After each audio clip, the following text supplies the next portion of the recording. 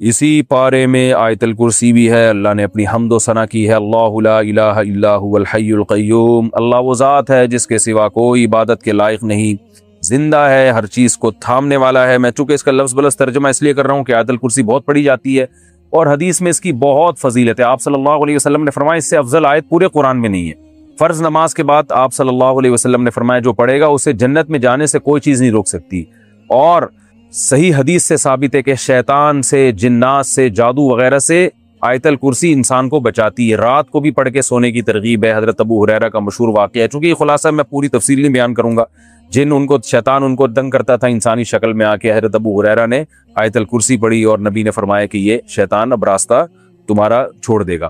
تو شیطان آیت الکرسی سے ڈرتا ہے، تو یہ رات کو بھی سوتے ہوئے پڑھنی چاہیے، دم کرنا چاہیے اس کا اپنے اوپر، اور نمازوں میں بھی اس کی پابندی کرنی چاہیے۔ یہ جو آج کل جھوٹے روحانی عاملین بنے ہوئے ہیں نا، الٹی سیدھی چیزیں بتا رہے ہوتے ہیں، ان کے پاس جانے کی ضرورت نہیں ہے۔ کسی پہ جن ہو یا کوئی ایسا مسئلہ ہو جادو، آیت الکرسی پڑھ کے اس پہ دم کریں۔ تو اللہ وہ ذات ہے جس کے سوا کوئی عبادت کے لائق نہیں۔ اور یاد رکھیں جتنا مفہوم ذہن میں رکھ کے جب دم کریں گے نا تو زیادہ فائدہ ہوگا، اور مفہوم ذہن میں رکھ کے پڑھیں گے تو زیادہ ثواب ملے گا۔ اللہ لا الہ الا هو، اللہ وہ ذات ہے جس کے سوا کوئی عبادت کے لائق نہیں، الحی زندہ ہے، القیوم ہر چیز کو تھامنے والا ہے، لا تأخذہ سنۃ اسے نہ اونگ آتی ہے، ولا نوم اور نہ نیند آتی ہے، لہ ما فی السماوات وما فی الارض اسی کے لیے ہے جو کچھ آسمانوں میں اور جو کچھ زمین میں، من ذا الذی یشفع عندہ الا باذنہ کون ہے جو اللہ کے سامنے کسی کی سفارش کر سکے سوائے اس کی اجازت کے، جس کی اللہ اجازت دے گا تو اس کی تو سفارش ہو سکتی ہے، باقی کسی کی نہیں ہو سکتی، کسی میں دم نہیں ہے۔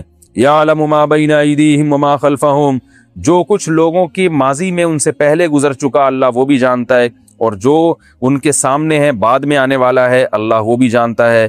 ولا یحیطون بشیء من علمہ الا بما شاء اللہ تو سب کچھ جانتا ہے، لیکن لوگ اللہ کے علم میں سے کسی بھی چیز کا احاطہ نہیں کر سکتے۔ اللہ کے پاس جو علم ہے اس میں سے کچھ بھی حاصل نہیں ہو سکتا الا بما شاء مگر جتنا اللہ چاہے۔ تو آج دنیا میں جتنی بھی نالج ہے وہ اللہ کے علم کا اربواں اور کروڑواں حصہ بھی نہیں ہے، اور یہ بھی وہ ہے جو اللہ نے چاہا ہمیں دے دیا۔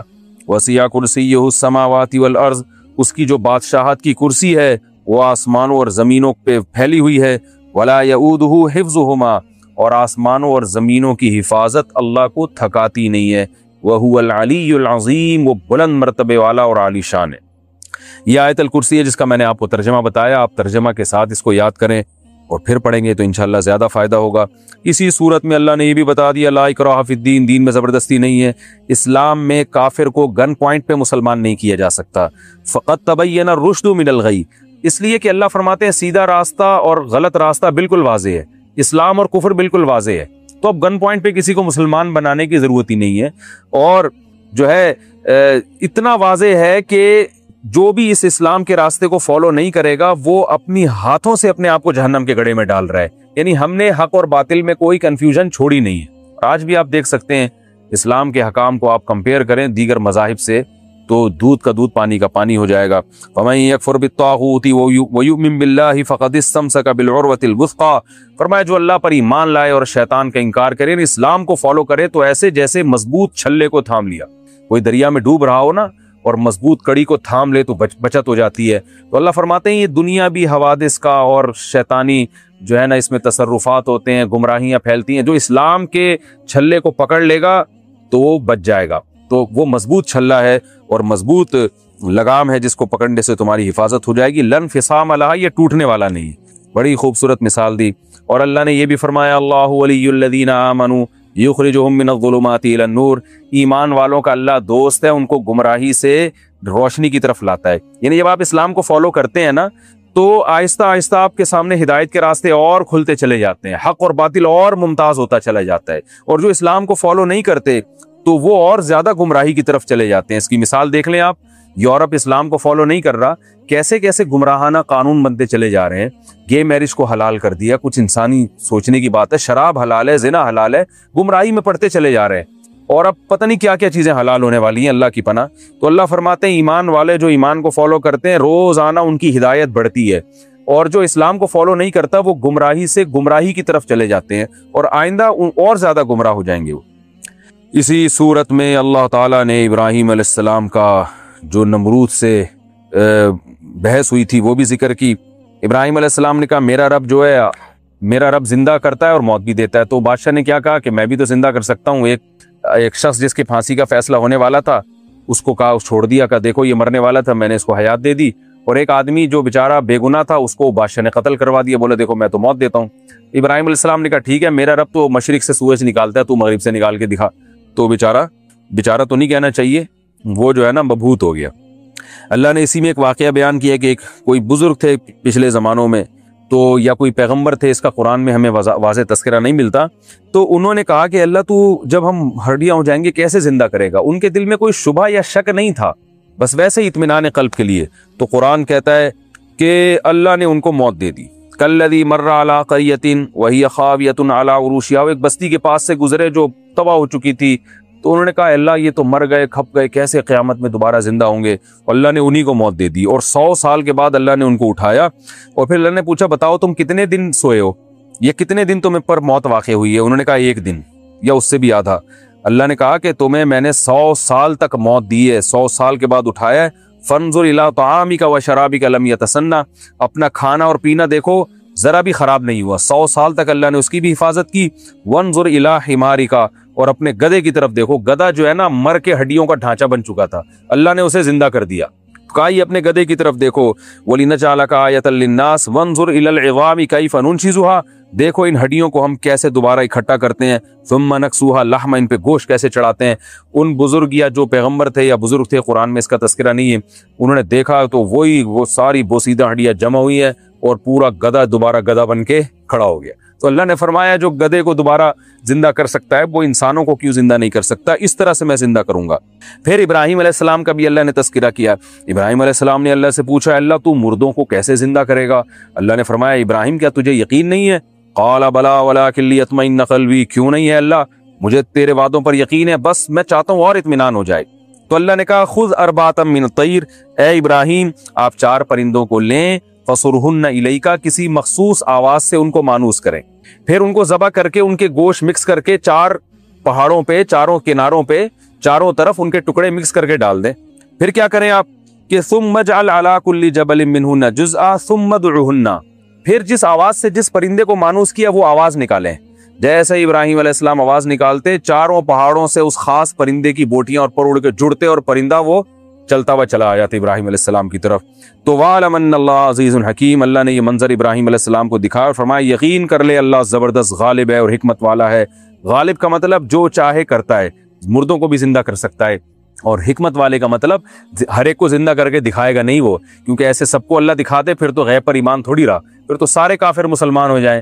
तो अल्लाह अपनी कुदरत दिखाता है जिसको चाहता है, और जो असल कुदरत अल्लाह ने दिखाई है वो तो तुम्हें पानी से जब इंसान बनाया, नुत्फे से इंसान बना दिया, तो ये कुदरत काफी है ईमान लाने के लिए। तेरा रब खूब जानता है कि कौन सीधे रास्ते से हट गया है और कौन सीधे रास्ते पे चल रहा है। ये जो आयत, इस किस्म की कुरान में जितनी भी आयतें हैं जिनमें अल्लाह ये फरमाते हैं कि हमें पता है कौन सही है कौन गलत है, हमें मालूम है, तो अल्लाह हमें ये क्यों बताते हैं और नबी को क्यों बता रहे हैं कि हमें पता है कि कौन सीधे रास्ते पर है और कौन गलत रास्ते पर। वो तो सबको पता है कि अल्लाह को पता ही है। क्या ख्याल है भाई? भाई सबको पता है कि अल्लाह को पता ही है कि कौन सीधे रास्ते पर और कौन गलत रास्ते पर। ये असल में तसल्ली है, और ये बहुत बड़ी तसल्ली है। जब भी आप सीधे रास्ते पे चलेंगे, तौहीद का रास्ता, सुन्नत का रास्ता, हक का रास्ता, तो आप सही चल रहे होंगे, लोग आपको गलत कह रहे होंगे। लोग कहते हैं हमें फॉलो करो, हम जैसा कह रहे हैं ना वैसा करो। और लोग किस रास्ते की तरफ बुलाते हैं? लोग ख्वाहिशात की तरफ बुलाते हैं। इंसान का ना दुनिया में जिन लोगों का आखिरत पर ईमान नहीं है, जन्नत जहन्नम पर ईमान नहीं है, अक्सरियत का तो ईमान नहीं है जन्नत जहन्नम पर, तो जब उनको जन्नत और जहन्नम का यकीन ही नहीं है तो वो इसी दुनिया को सब कुछ समझते हैं। जब इस दुनिया को इंसान सब कुछ समझेगा तो इस दुनिया को भरपूर तरीके से एंजॉय करने की कोशिश करेगा कि नहीं करेगा? बोलो ना यार, करेगा। बहुत से तो कहते हैं आखिरत है, लेकिन ऊपर ऊपर से ना, वो अंदर से नहीं है, अंदर में नहीं है।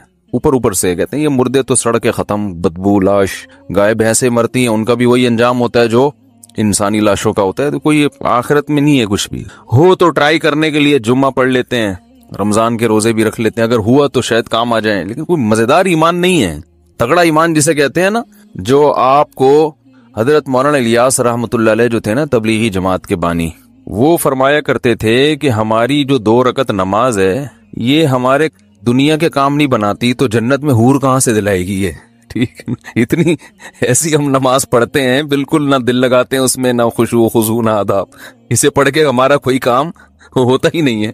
تو ایسے وہ وجہ اس کی یہ کہ دھیان نہیں ہے نا، آخرت پر یقین ہوتا ہے تو کیا ہوتا ہے، دھیان ہوتا ہے، پتا ہوتا ہے بھائی میں نے اللہ کو جواب دینا ہے، تو ایک فارمیلٹی سی پوری ہو رہی ہے، آ رہے ہیں جا رہے ہیں۔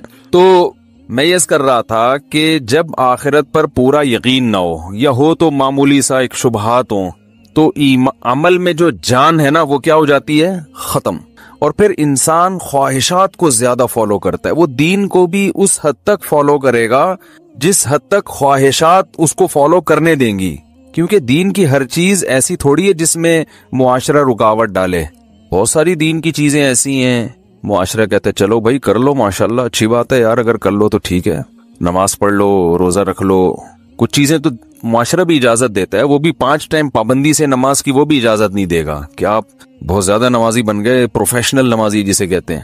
تو جب آخرت پر پورا یقین نہیں ہوتا تو انسان پھر کیا کرتا ہے کہ یار پہلے خواہشات، جو موٹی موٹی خواہشات ہیں نا وہ پوری، جس میں سب سے پہلے پیسہ ہے، پیسے پہ لوگ کمپرومائز نہیں کرتے، کیونکہ غریب آدمی کو دنیا کا ناکام انسان سمجھا جاتا ہے۔ خواہشات کس سے پوری، غریب پوری کرتا ہے یا مالدار؟ بھائی غریب آدمی کا بریانی کھانے کا دل چاہے گا تو جیب میں پہلے ہاتھ ڈالے گا کہ پیسے ہیں یا نہیں ہیں، نکل آئے تو پھر 10 دفعہ سوچے گا یہ اگر بریانی میں خرچ کر دیے تو گھر میں بچوں کے لیے کھچڑی پکانے کے پیسے بھی بچیں گے کہ نہیں بچیں گے، تو وہ یہ ساری چیزیں جب سوچتا ہے نا تو وہ جیب سے ہاتھ واپس نکال لے، تو ایسے ہی ٹھیک